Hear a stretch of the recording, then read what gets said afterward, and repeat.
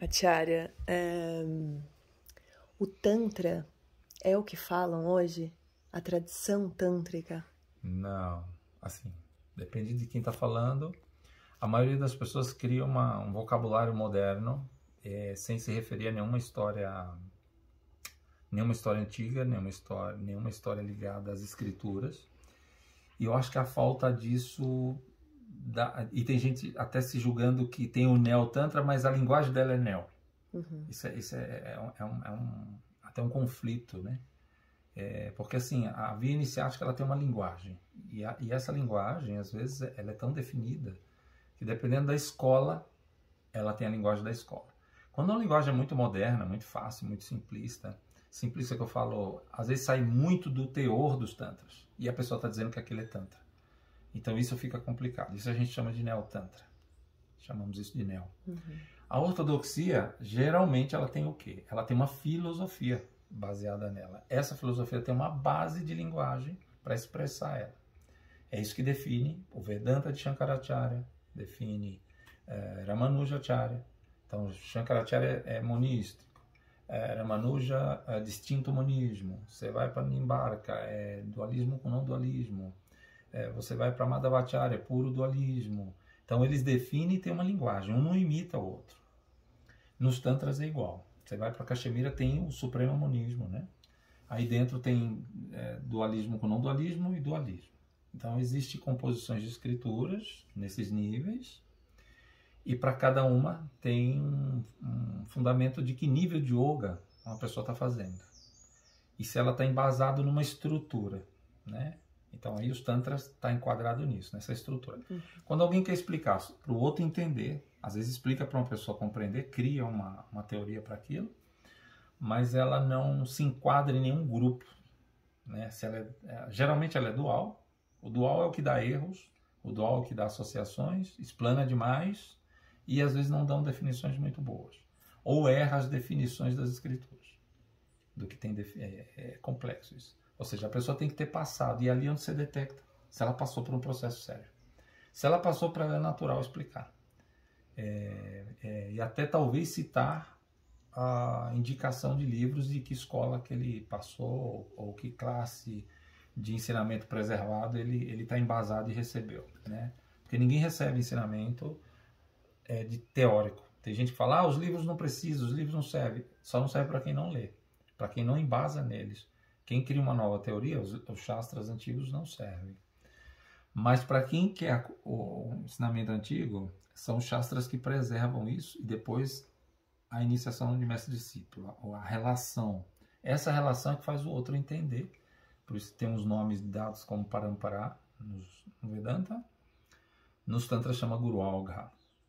A relação de passagem do Guru para outra pessoa, ou Guru Shishya.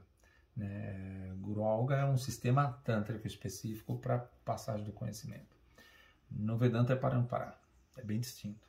Então essa linguagem é muito importante, porque sem isso uma pessoa está perdida. Está dizendo, isso é Tantra, isso é Vedanta, mas ela não tem linguagem. Aí você dá para detectar que ela não passou por nenhum processo sério. Então não tem como passar por um processo de Parampara e se enganar. E não ler os shastras.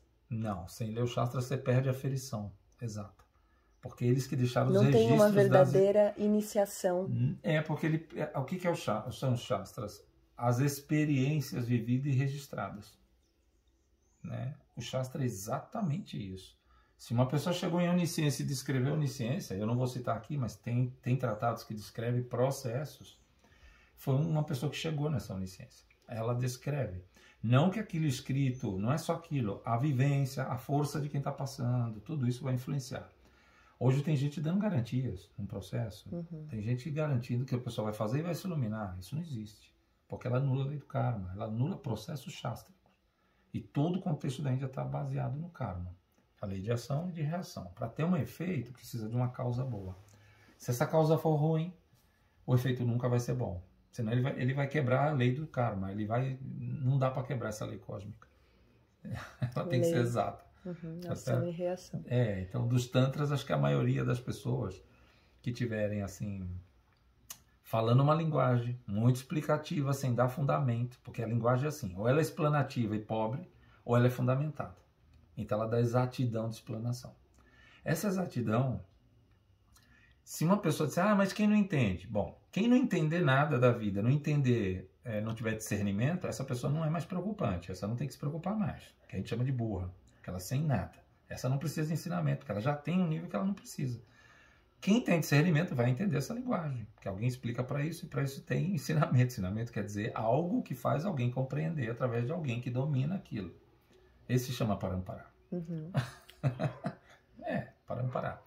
Agora, quando alguém dá só dissertação de vocabulário de PNL, condicionamentos às pessoas, fica falando de problemas delas, que elas são todas, sei lá o quê, cheias de trauma. O Tantra não trata disso. Primeira coisa. Tantra trata apenas de você cuidar do momento presente e para frente. Se você teve um problema lá atrás, cara, você vai ter que daqui para frente cuidar. O que já passou, o que você já fez, você não vai voltar. O que você faz é erradicar. Aí o Tantra dá recurso para erradicar e superar. Sabe? Mas nos Tantras não existe a linguagem que a gente ouve, que é alguém dizendo, você é cheio de trauma. Isso parece lógica psicológica ou psiquiátrica, né? Do que a pessoa está sofrendo, ela sofre por isso, por causa disso, por causa daquilo. Não é essa análise os Tantras. Os Tantras, eles são chamados de extensão infinita de conhecimento.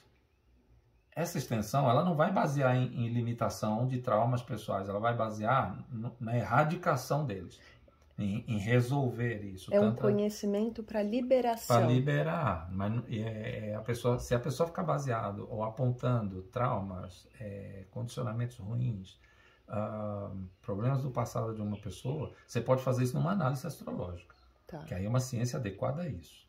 Isso é uma coisa das ciências da Índia, né? Quando alguém começa a apontar, ela vira mais terapeuta do que adepto.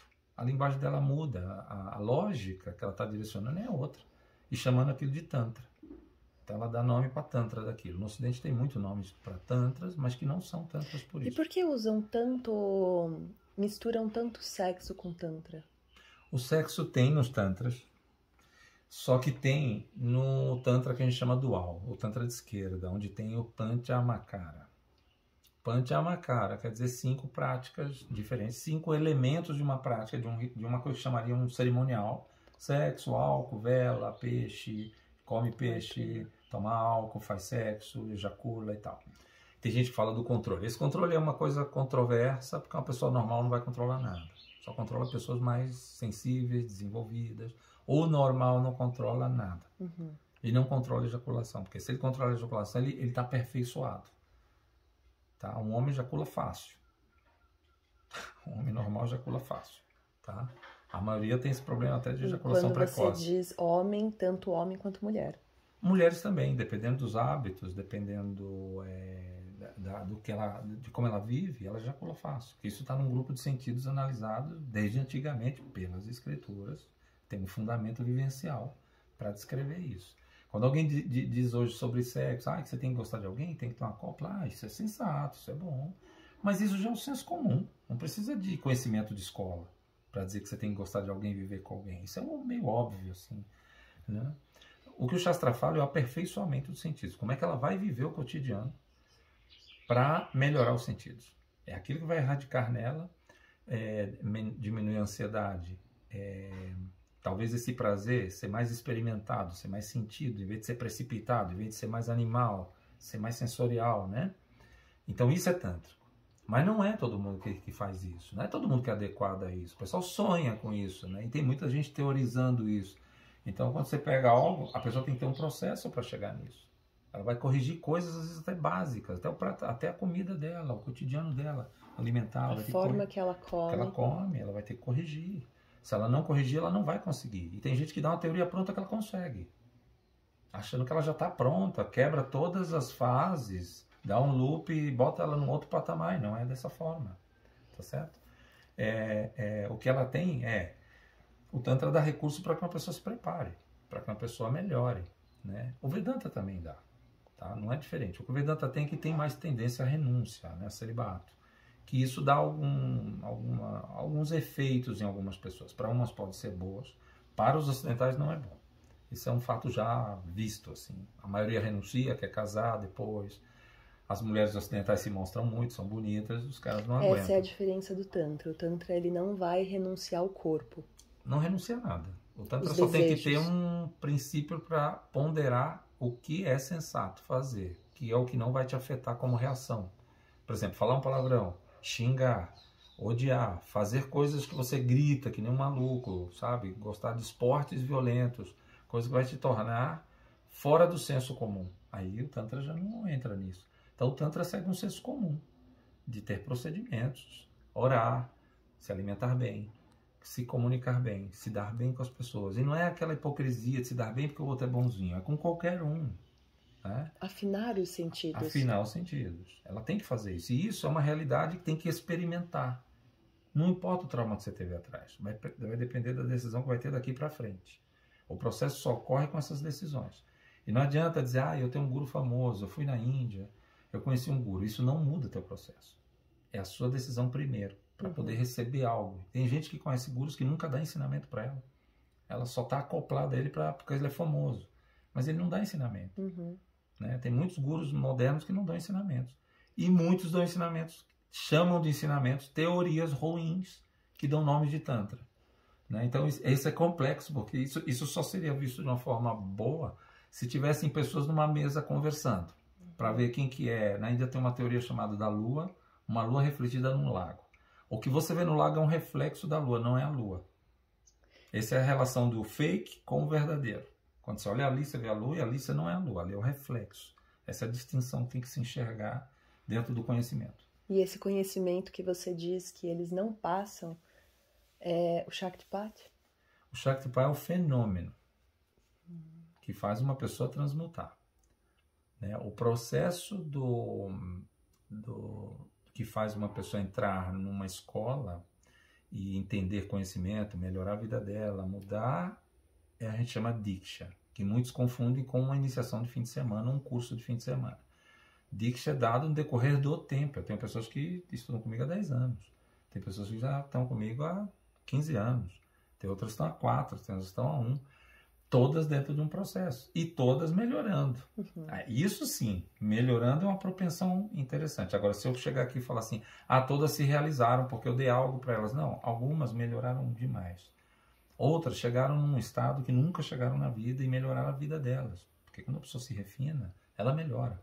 Os amigos são melhores, a companhia é melhor, a conversa é melhor, a relação com a família é melhor. Ela vai melhorar. A relação de trabalho. Então, essa é a relação do Tantra. A realidade que você experimenta. Então, o Diksha, ele é uma osmose do seu querer, da sua entrega. Você precisa primeiro ter, que é como você botar um recipiente e ele não está adequado a receber, né? Aquilo é bom, mas está no recipiente sujo, né? Precisa de algo limpo para ele transparecer. Ele ocorre naturalmente. Ocorre naturalmente. Não é um ritual. A melhor tendência é a natural, porque o ritual é processo. Orar é processo. Orar não é algo, vamos fazer um ritual que isso aqui vai transformar e vai realizar você. Isso é uma mentira. Isso é a mal das mentiras que tem aqui, né, no Ocidente. Né? No Brasil está cheio disso. Gente prometendo que o sistema vai dar certo, que o processo vai dar certo. Tem certos processos até copiados, o pessoal vai para a Índia, copia, mas nem ela mudou, que a própria linguagem dela fala. Tudo numa pessoa depende de linguagem. E a Índia assim, é exigido isso. Por isso que tem ortodoxia e escolas não ortodoxas. A ortodoxia é onde é preservada as coisas e onde uma pessoa recebe um processo que ela não tem como sair. É como uma pessoa aprender jornalismo e falar de medicina. Ela vai falar sobre coisas de jornalismo. Se ela for cientista, astrocientista, ela não vai falar de engenharia. Geralmente ela vai falar da linguagem que aprendeu. Isso é a coisa iniciática, é isso. A pessoa aprende e ela é reconhecida pela forma que expressa e outra.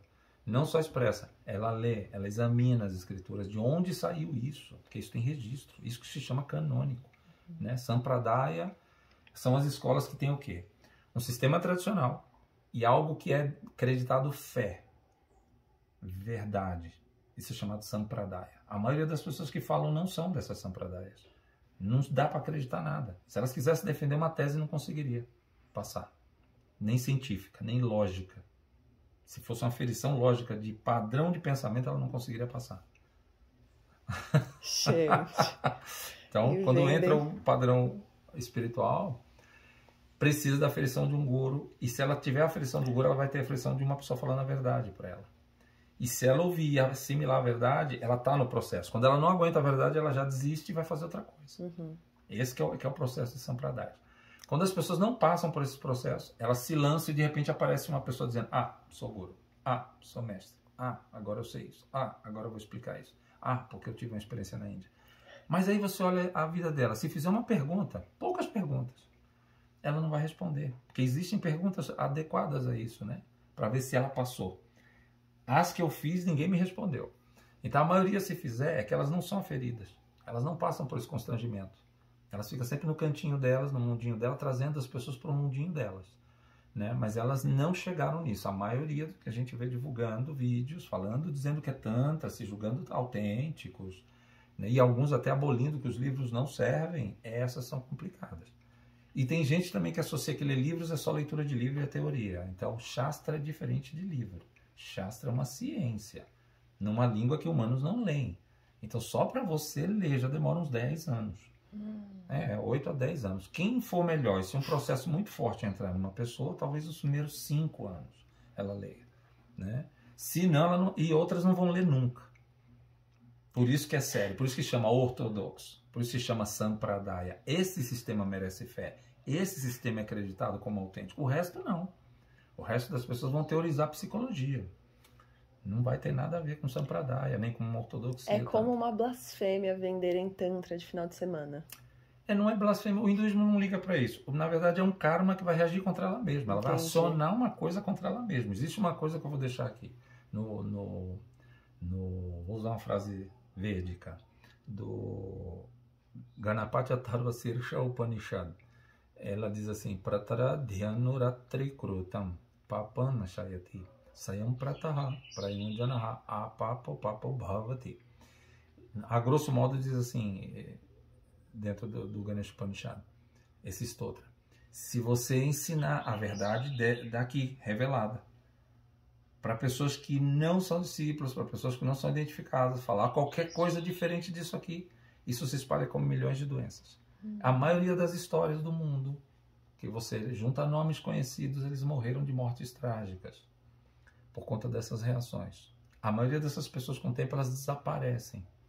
Se você olhar um panorama brasileiro, não precisa nem para os Estados Unidos, nem olhar o mundo, só o Brasil. Você já vê panorama de gente ficando doente, morrendo de doenças pesadas por terem mentido sobre a cultura védica. Na cabeça delas está falando a verdade, está sendo bem, está ajudando. Aqui nós temos uma ideia de bonzinho. No Shastra isso não conta. O Shastra chama exato. Ou você é exato ou você não é. Ser bonzinho não serve no Shastra. A visão do Shastra é essa, não é cristã. Ela não é uma visão que você ser bonzinho vai para o céu e é bom. Os Shastras não tem a ver com isso. Tantra tem a ver com realidade, com autenticidade. Quanto você é autêntico. E para ser autêntico, de novo, tem um processo, guru, Shastra, e depois o processo iniciático, que é com quem você convive, por quanto tempo e o quanto você consegue ficar nesse processo. Porque tem gente que não aguenta. Pronto, esse é o processo exato. Fora isso, não existe Tantra. O resto é conversa fiada, é falácia. Uau! Gratidão.